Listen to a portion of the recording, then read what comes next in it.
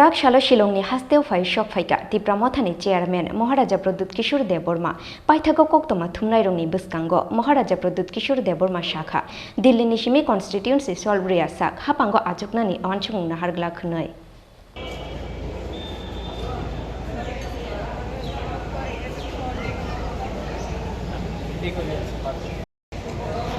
Sir Delhi में गए थे मैं दिल्ली में नहीं गया था, मैं शिलोंग गया था और मैं गुवाहाटी से आज वापस आ रहा हूँ वाया शिलोंग। सर दिल्ली से आपके पास कोई कॉल आया था क्या अभी मतलब बीजेपी के साथ कुछ कॉल्स आए हैं, लेकिन मैंने अपना पोजीशन क्लियर रखा है कि गवर्नमेंट में बैठने के लिए 2-3 लोगों ने बात भी किया है, लेकिन हमें कॉन्स्टिट्यूशनल सोल्यूशन चाहिए।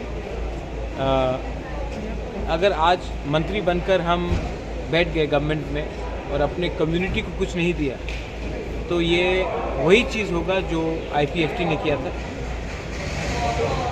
हम चाहते हैं कि हमें एक सम्मान से एक कॉन्स्टिट्यूशन जो दिल्ली ने हमें बुलाया था इलेक्शन के पहले, उसी बात में बात शुरू कीजिए। बात हम लोग कॉन्स्टिट्यूशनल सोल्यूशन चाहते हैं। जब कॉन्स्टिट्यूशनल सोल्यूशन का बात होगा उसी के बाद हम गवर्नमेंट के बारे में सोचेंगे, वरना बिना अपने 14 लाख त्रिपुरासा को कुछ देकर अगर 2-3 लोगों को मंत्री बना दिया तो ये हमारे त्रिपुरासा हमारे जनजाति के संग नाइंसाफ़ी हो। सर ओथ टेकिंग के बारे में आप लोगों का क्या डिसीजन है अभी?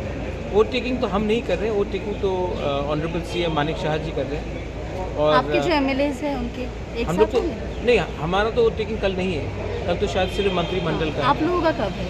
कोई वो तो जब ये लोग नोटिफाई करेंगे तभी होगा, ये तो मेरे नॉलेज में नहीं है।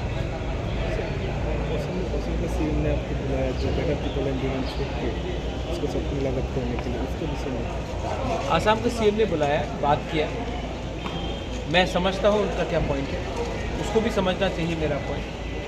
बीच बैठकर बीच में बात करेंगे तो सोल्यूशन निकलेगा, लेकिन जो भी सोल्यूशन होगा ये कम्युनिटी का सोल्यूशन होना चाहिए, ना कि पॉलिटिशियन का सोल्यूशन होना चाहिए। हम लोग 13 MLAs बन के आए हैं और अगर किसी को लगता है कि 30% त्रिपुरासा को छोड़कर अगर त्रिपुरा में वो लोग राज कर सकते हैं तो आने वाले दिन में सबको प्रॉब्लम भी होगा।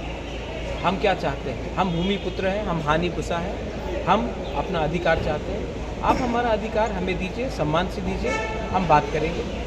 अगर आपको लगता है कि सिर्फ ये अलायंस होगा सिर्फ क्योंकि मंत्री बनना है, तब अलायंस नहीं होगा। ये अलायंस तभी होगा जब आप हमें कॉन्स्टिट्यूशनल सोल्यूशन दें। Thank you.